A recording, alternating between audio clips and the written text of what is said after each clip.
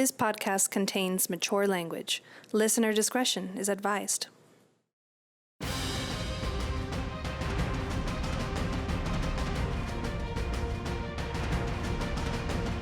Welcome to a podcast all about running 5th edition Dungeons & Dragons.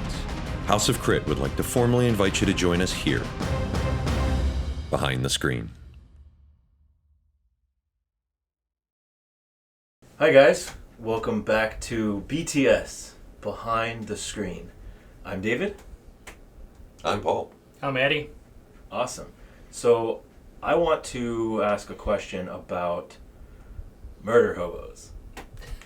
Can we first get into the every time that you say awesome? No. It's awesome. Alright, murder hobos. What are murder hobos? They're fantastic. How about that? Fantastic's not the word I'd use. I mean, To define a murder hobo, a murder hobo is sort of a pejorative term for a D&D character that has no set home, travels from place to place, and just kills whatever they find. And what's pejorative? Since we're defining things here. Pejorative is a word in the dictionary. Awesome. Fantastic. Fantastic. A not polite word. It is a polite word to describe a not polite word. Let's go with that. Okay. Murder hobos are just transient fantasy characters who aren't from anywhere, don't live anywhere, wander the road, and they just kill stuff. Are they like rogues that are way too roguey? well, if you get a rogue, usually they might be a murder hobo. Yeah. They're just way too roguey. I don't know. rogues. I mean, if you're rocking a rogue, do you really want that reputation? Usually you don't, but It's not very you stealthy. have heard of me, as a famous pirate once said. So, I was about to say, yeah, Jack Sparrow didn't go around killing people. well, no, but you know what I He mean. just went around drinking. I mean, if he had to, you know. But did he drink all the time? Yes. That's one of the great mysteries of life. So basically, they go around killing everybody and destroying everything. Okay. So pretty they much don't it. follow the storyline. Oh, they don't- might. The problem is that they would complicate everything. I got it. They are, to be relevant, they're an all-time imposter from Among Us. Let me... You're sus. You're so sus. So basically, Just to be current. they're at a. Let me give you a scenario. They go into a shop and they tell the person behind the counter, "Do you have this item? Do you have this sword or a sword?" And they're like, "Yeah, I have it." "Okay, can I see it?" And then they hand it to you, and you're like, "Oh, okay. Yeah, use this sword," and I kill the shop owner. Basically, that's it. And then they go like, "Oh, you don't want to give me the price that I want? Okay, fireball." Sweet. That's pretty much a murder hobo. I think I just condensed that one, right? Yeah, that's some pretty prime murder hobo examples. So yeah, an imposter. Yeah, they the problem with having murder hobo type characters and players at the table is the lack of player investment in the story. They don't care. They're just there to kill shit, steal shit, Right. whatever. You know, They probably don't last long. they're disruptive depending on the table. Yeah. It's a very disruptive style of play because, you know, it's a cooperative storytelling game. Everyone sat at the table all together to do the thing together. Right. And as often happens with the murder hobo at your table, thankfully, as opposed to a whole table of murder hobos, God help you, is that they're the disruptive element and not in like a fun, like crazy kind of way, like, oh, well, this is our one member of our party. He's not quite right, but he's a lot of fun. It's like, no, this is like a resident jerk. Yeah. So if your whole table would be like that, you would just do a dungeon crawl. Technically, that's all you want to do. It's just put them in a dungeon. They want to kill stuff. Just have them do that. Now, the whole point of everything is to actually have repercussions. Like if you actually are a murder hobo, Consequences. yeah, you have to show your players that there is consequences to things that you do. So if you kill the shop owner, well, maybe shop owner was the cousin of one high aristocrat, part of the merchant guild, and he put a bounty on your head. Yeah. And guess what? Your whole party is now part of that bounty. So Nice. Have you ever had like I mean, if you've had murder hobos like that, but where the party All of them. has yeah, right. Who are you pointing fingers at? Where the party gangs up and actually just kills murder hobo. Yeah. I've seen it. Nice. I'm grateful that I've never had to have that happen at any of my tables. Where your player looks at you and goes, "Roll for initiative, DM," because we're fighting. Yeah, all the players You are roll like, for initiative. yeah, you're like, yeah, you know what? I'm gonna ignore the Hydra. This jerk. This guy over here. I push him until he hydrates. Yeah, I use asshat number 1 here to find the trap. Find it. found. Yeah. That's what retainers are for normally. I'm like, But no, the way to handle it is one of two ways. Because The bag of holding. yeah, knock him out, shove him in the bag of holding, drop it down a well, blow up the well. Blow up. but wait. Yeah. Or the fun one, take the bag of holding, stick it in another bag of holding, and then it blows a hole open to the astral sea and deuces. Has anybody done that in your campaign? Not in my campaign, only because I'm not dumb enough to give Rob both of those things. So you think he would do it? Oh, yeah. Also, you're talking about Rob when he's not here. Mm-hmm. Dun, dun, dun. Rob, we miss you. We love you.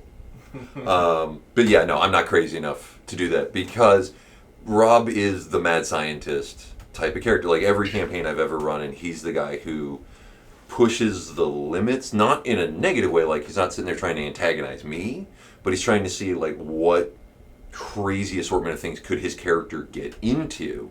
And so if I am like, here's one bag of holding, here is a portable hole, he sticks the bag of holding in the portable hole, magical kaboom happens. Like, he'd want to see that. Yeah. Well, he also, I think, because of his, he as a player, when you're DMing and he's playing, he has the most experience at the table of players usually, from all of what we played. I think between him, how long have you been playing longer than Rob, or Rob has been playing more? I believe so. I think Rob started playing, I think he said late 2nd edition or 3rd edition is when he started playing. Yeah, I think you have a bit more, but again, you're mostly DMing, and he's player, and then he's playing against with us and some others that really don't have nearly as much experience as he does. So he's like, I know what these things do. Yeah, exactly. Metagaming. I've seen this before. Yeah, he's like, I've always wanted to do this. Yeah.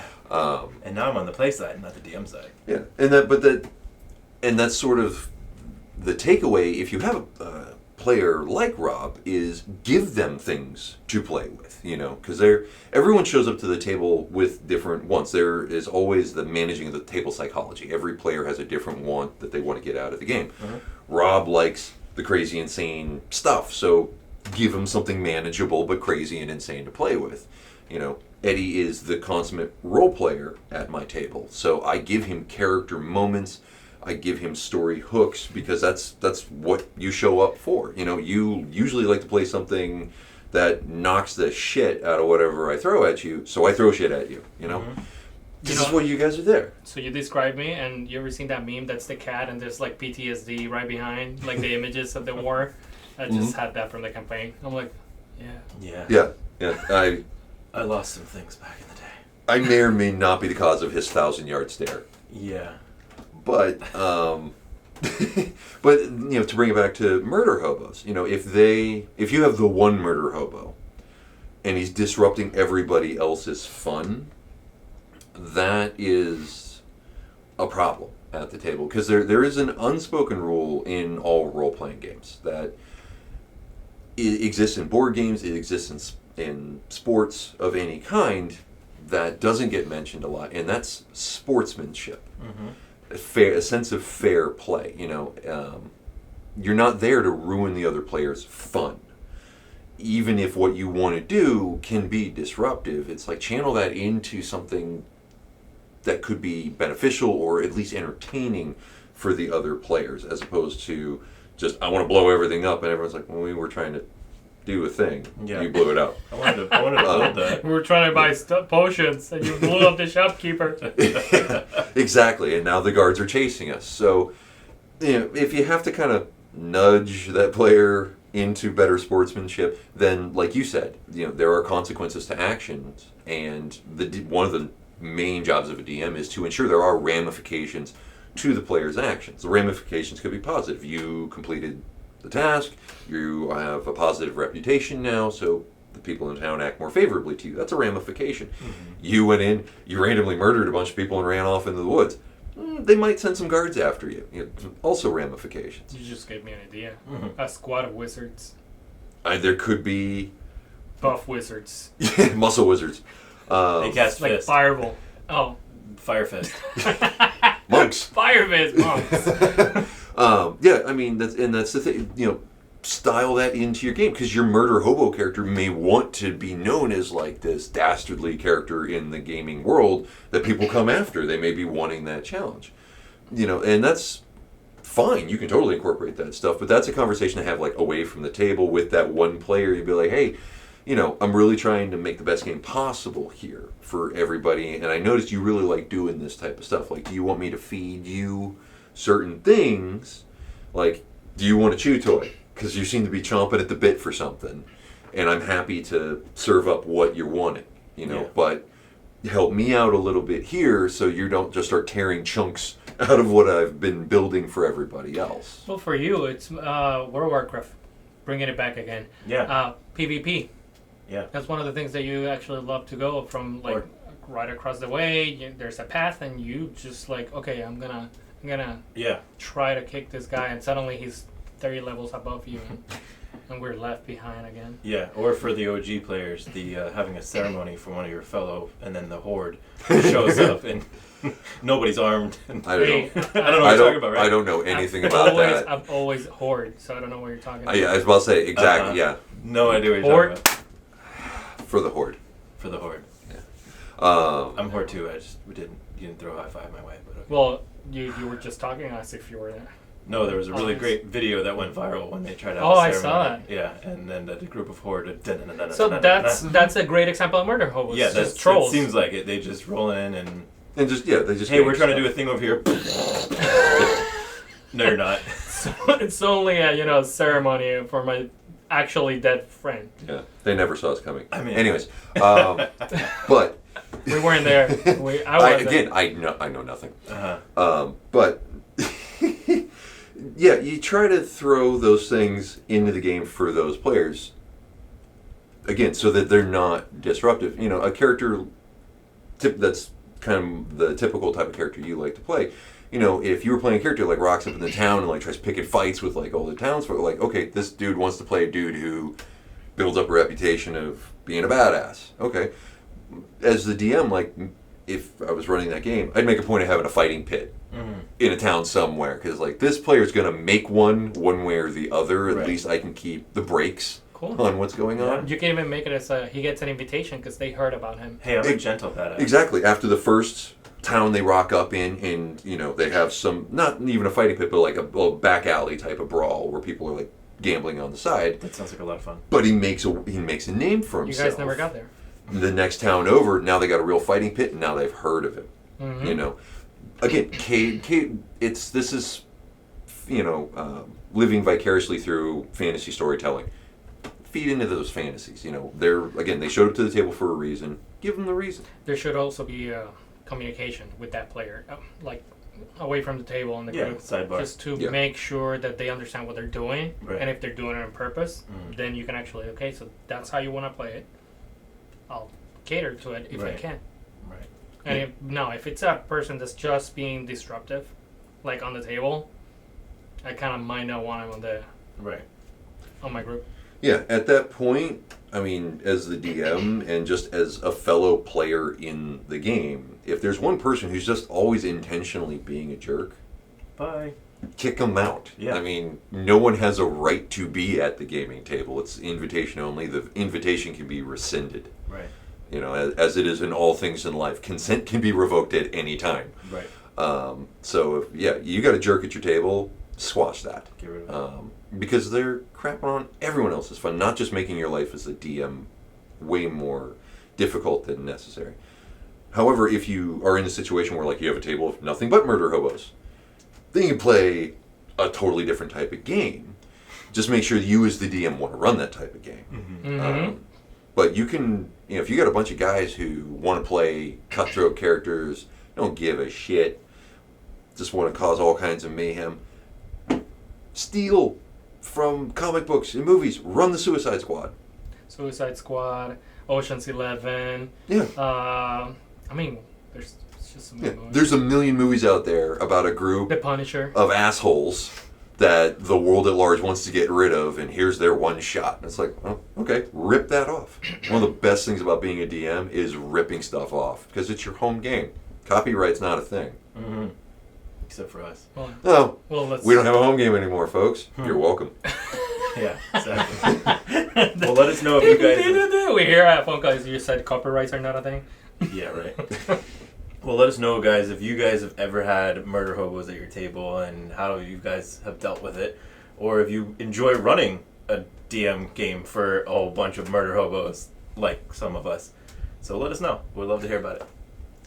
Peace. So, we kind of, in the campaign, went through quite a deep, just a lot. I'm just going to say a lot. Yeah. Okay, so episode 10. Lost Minds of Fandelver, episode 10. Yeah. Go watch the campaign. It gets better as each episode passes. This will be a spoiler alert, by the way. So, if you haven't watched it yet... Can we do a thing here, like spoiler? Yeah, massive spoiler alert. Yeah. So, if you haven't watched it, stop right now, pause this, go watch it, and then come back and join us. Yeah, it's a big spoiler. Intense. So, in that, now that we've covered the spoiler, a lot had happened.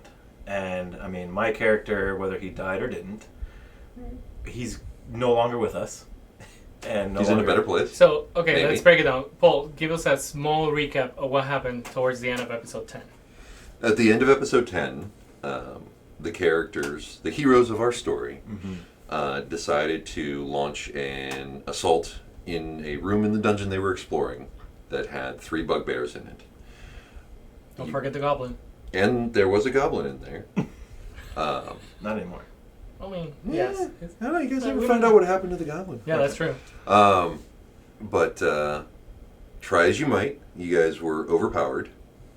Kismet went down very, very fast. You guys tried to rescue him, and then had to try to save yourselves. And in the mad dash to try to flee, Grenton also was taken down, leaving Val all alone. Yeah. So, my question is, within that, how much of that was kind of planned out? Obviously, I'm assuming you planned the bugbears to be in the room. Yeah, I mean, I've been, from the start of the campaign, I started the campaign running it right out of the book. I wanted to kick this off and not have it be a homebrew. Say, this is the adventure for our audience. This is the adventure. If you buy the starter set, this is what it is. But just like any module that you run, it changes over time. And little changes that you put in start to snowball into big changes that show up later. And after a certain point, this thing is half improv and homebrew and the other half the module. But I did want to keep this set very much as written. And so those bugbears, I mean, they're in that room. It's in the book. I didn't change it at all from that point of view. But yeah, there's no way to plan how a combat's going to turn out. Mm-hmm. Like I'm not going to like interject that you guys are miraculously healed or fudge a crit where there wasn't one. Of course. So things can go off the rails. So now, kind of looking back in your mind of you DMing the scene, we open the door, we get in, there's bugbears. You already knew that because it's in the player's guide. So breaking that down, how much of it was you thought we could handle it versus you thought there's no chance? Using the loose calculation system that 5th edition has for challenge rating, the 3 of you guys at level 2, it would have been a hard but not deadly encounter for you guys to deal with those bugbears. The expectations of an easy, medium, hard, and deadly encounter, just to define those out. An easy encounter, the party really shouldn't spend really any resources to deal with it. It's a speed bump. A medium, maybe they'd burn a spell slot. Maybe somebody might take a little bit of damage, but again, it shouldn't inflict any negatives onto the party other than slight resource cost to get through that encounter. A hard, they got to spend some resources to deal with it. And then a deadly encounter, not only are they going to have to spend what they got on that, but there is a not insignificant chance of at least one of the PCs being dropped to 0 hit points. Not necessarily killed, Right. but somebody's probably going to go down in that fight. So there was a chance somebody might get dropped, but yeah, cleric, he could heal. At least that was, the assumptions you make when you prep the encounter. It's like, okay, they have heals from the cleric. They potentially have heals from the paladin. The warlock has high damage. The paladin has high damage. The cleric has high damage. It's like they can either bust in there and smoke these things outright, or if it becomes a knockdown, drag out fight, they should be able to hold their own in this. But then the dice went another way. Also, one of the big problems with challenge rating and why it's so hard to ballpark is challenge rating is based on fresh characters. If you're at the end of an adventure and you have burned up all your spell slots, you've used your hit dice, your character is running out of gas, Which is what we did. which is kind of where you guys were at by the time you got to them. He's going to try to do a final. He tried to do a Hail Mary, and it Fell didn't short. go his way. It intercepted. Isn't he the squishes one of us? He is. Yeah, Was. for sure. Yeah. So that Hail Mary didn't pay up. No, That it was more of mistake. an interception.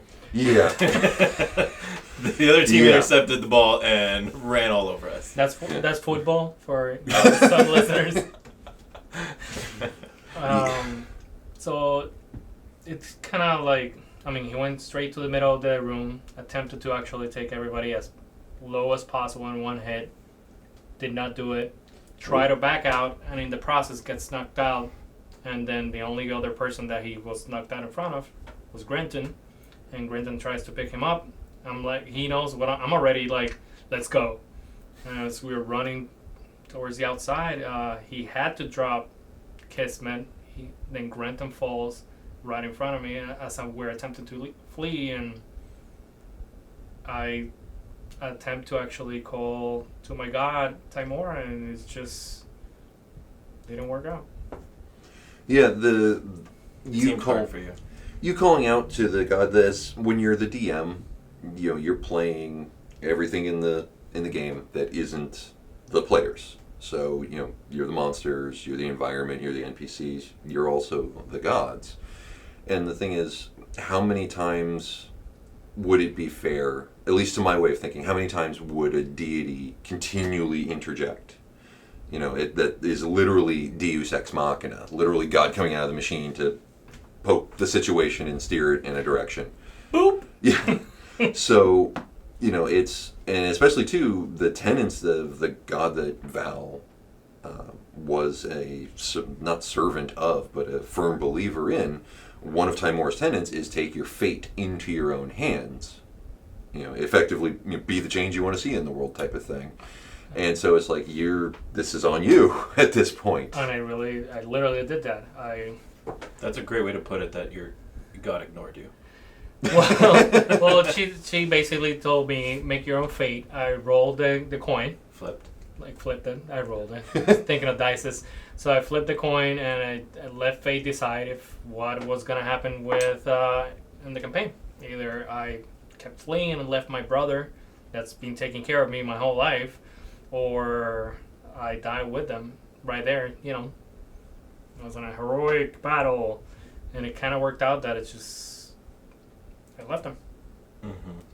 Yeah, and that's, as the story is unfolding, sometimes I have answers to these questions ahead of time, sometimes I don't. It seemed like certain death in that instance for Val, and if he has a god who is not directly intervening, but trying to light the way, so to speak, it's like, just save yourself, because dead people can't change things. Mm-hmm. Now, let me ask you this, Eddie. As a DM, Mm-hmm. taking yourself out of the player's shoes and putting yourself into the DM's shoes, Mm-hmm. is there anything you would have done differently, or how would you have seen this overall? From a story telling point of view, I would have played it exactly the same way. It actually creates this element of realism where, not all the time the gods are going to answer to you. And it happens to influence your, in this case, Val's faith. So it played out exactly how it should have. If it would have gone the other way, then cool. But I think this just happens to be the way. It's just, Val has lost his faith at the end and dropped his coin, which is his holy symbol, left it right there at the exit, and headed into town in a post-traumatic trance where he's reliving every single moment where all he could hear is all the morning stars and the mazes that fell into Kismet's head and his brother. So as they were dropping, and all he can think of, at the end he's just stumbling through the woods just to get back into town. Mm-hmm. I would have played it exactly the same way as at the end. Now, Paul, I don't want to give anything away, but well, but at the same time, this is a spoilery episode. So. It is, but moving forward from that, mm-hmm. What is your thought process of how you're DMing it now, since we have episode after that, versus if the character survived? So what's the difference? I honestly, to give a really good look behind the screen here, there is a significant amount of improv in my DMing. I actually, if you look at my DM notes, you'd be very disappointed because there's very few. In fact, I have right here the notes from that session, and there is one list of for initiative for one of the combats I was expecting. Here is a list for another potential combat I wasn't sure what was going to occur, and then the other 2 pages, this is all the notes from that session. And this is an NPC. This is just to have their stat block on hand. That was everything I had for that session planned out because, again, if I plan out too much, I know subconsciously I'll run the risk of steering what you guys are going to do. Mm-hmm. That takes agency away from you guys. And for me, player agency is the number one thing to have at the table. The players make their characters make decisions and do what it is that they're going to do. Now, does it jump back onto the modular train after this, whether they survived or didn't? Which we know what happened, but if the group stayed together and survived, they killed the bugbears and left. Would what has happened after that already have still happened? Finding the new quest, going to this. Yeah, the story would progress. Had they defeated the bugbears and cleared out Tresender Manor, they would have saved the town from the Red Brands, and then Sildur would have brought in the Lord's Alliance and secured the town, as was his mission, why he went there in the first place. Okay. It didn't go the player's way, but the players have intentions and motivations. The NPCs also have intentions and motivations. Your big bad evil guy, it's not to say that it's like bad DMing, but it's a characteristic of relatively new DMs who are not comfortable winging it. Yeah. Because they just haven't done it enough times. Honestly, they haven't screwed up enough to be comfortable in the instance of screwing up. Because there's a ton of times you screw up as a DM, but your players don't catch it. Right. So you roll with it. Yeah. It's like a play. Yeah. It's improv theater in a lot of ways. So if nobody else realizes this was a screw up, now it's an intentional thing that's in there. Right. Now, would the Kismet after effect have still happened? I'm just gonna call it that. I think maybe later the way that it happened afterwards, but I don't think I'm it would assuming the have glass stuff happened thing would have that happened. soon if we were alive. Yeah, what went on with Kismet is Kismet was playing. Careful, that's episode 11. Are we not talking further, or are we stopping at 10 here? We're just doing 10. I think we should just do 10. How are we gonna take that away from them? That's fair. That's very, very fair. I mean, 11's not even out yet by the time we're recording this. So yeah, there were things that I kind of had chambered and ready for later, which I have for every one of the characters, because of, every character has a start to their story. They have factors that influence the start of the story that I like to have callbacks to, that I like to reference, because I think it creates a much more fulfilling narrative for the player playing the character.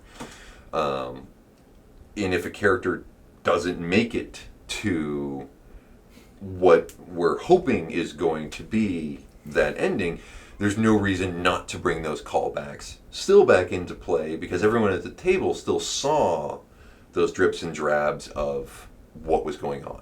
Mm-hmm. Now, I know we talked about this in previous BTS of bringing in new characters, whether the new characters or new people, and bringing them in, how we handle that. It seems from my perspective, I don't know if it's the norm for characters to sometimes die, and the same people to bring in new You spoiled characters. it for everybody. You said that you died. I don't know if I died or not. I still don't even know. It's a spoiler for me if it was to come about. But I was about to say, create a new character, just to bring in, just to help out the audience, Grenton fate currently unknown. Yes. TBD. Yeah. TBD for sure. But so bringing in new characters seems like it's kind of normal. Every single game I've played with you guys, somebody dies. And why are you looking at me when you say that? Because you have a pretty hefty graveyard over there, sir. There's going to be a lot of stone To be piles. fair, some of them are still alive thanks to a wish spell. So Oh, well, thank Just God gotta say for it like that. wishes.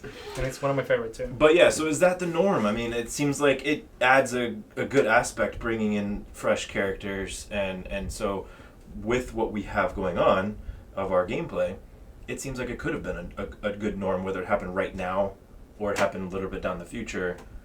What do you think as a DM playing towards that? Do you prefer to have everybody survives every encounter and keeps going to the very end, hurrah?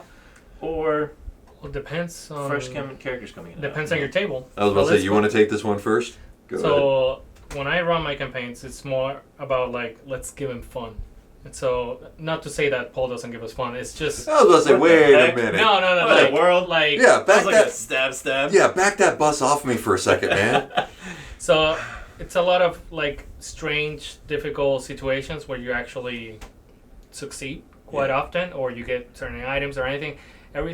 It's kind of a fun house, but I wouldn't say I've ever seen you run a funhouse dungeon. You just No. Okay. because the funhouse dungeons are these often like disconnected, mad grab type of things, whereas Right. you have a cohesive narrative to your thing. You like the weird shit that could be there, but it makes sense that the weird shit's there. let me put it this way: I like to tell you the full story with the same characters. Okay. So it's not to railroad it, or maybe even like push you guys to actually still be alive, but I want you to see the end to your path. All the way through. So I've run campaigns where, it's just like, oh, you did this quest, you died, you're done. Let's just create another character, and that's it. And the last one that I'm playing is just like, you guys are the fate of this whole city. It's under your control, and I want you to see that all the way to the end. Mm-hmm. So it's not about fudging rolls. It's about making it easy enough for you guys, not deadly encounters most of the time, until you actually get to the part that you're like, this is it. Not Gotcha. saying that you guys are gonna die for sure, but Yeah. Well, let's just say this is my first time dying, so. Potentially, TBD. Yeah. this is not your first time dying. I said, let's say it is, But it ain't. but it might be. But you're still alive, probably. So. We don't know. Maybe. So you only have one character death in 1 year. That's a good record. I have how many deaths in 1 year? A lot. 5. Yeah, kind of a lot. Well, 0 because of the 3? wish, but Yeah, I like to think of that wish as establishing multiple timelines. yeah. So in certain timelines, there might be some bodies. Yeah. In other timelines, you probably survived more than you died. We don't know. All it brings me back is your character pushing me into a trap. I don't remember that. I don't remember that And at then all. me surviving and stealing all your money because, you know, you push a rogue that you don't know. You know what he said? So this is why I like DMing, because you create these situations, and then as the DM, Well, I'm glad you they get the enjoyed episode. pushback from the table, Yeah. and you let the table So, run. so we talked Well, I'm about glad you guys murder. liked the episode. No, wait. If there's any more questions you might have, then please. Thank you for listening to Behind the Screen with David, Paul, and Eddie today. Just wanted to say thank you to the people of Ireland that are actually listening to this podcast quite often. You guys keep us afloat also. Yes, very much hello, Dublin. I know. It's actually quite insane that almost half of our listens comes from Europe. Almost. It does. So keep at it. Thank you very much. Feel free to actually send us an email to info@houseofcrit.com. Remember to visit our webpage, houseofcrit.com. And follow us on Instagram, Twitter, Facebook. We even have a forum that we've started on our website. And remember that you can listen to these podcasts in iTunes, Amazon Music, Every single platform. Spotify, Pandora, all these channels. So thank you for everything. I hope you have a great night. And if you're listening to this, stay tuned for the videos that are coming very, very soon on the YouTube channel, House of Crit. Whoop, whoop. Thanks, guys. I know.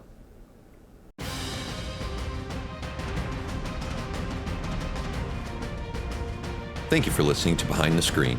Join us next time for another roundtable discussion about running Dungeons & Dragons. If you like our content, please like, share, and comment. For more House of Crit, you can join us at houseofcrit.com and on our YouTube channel.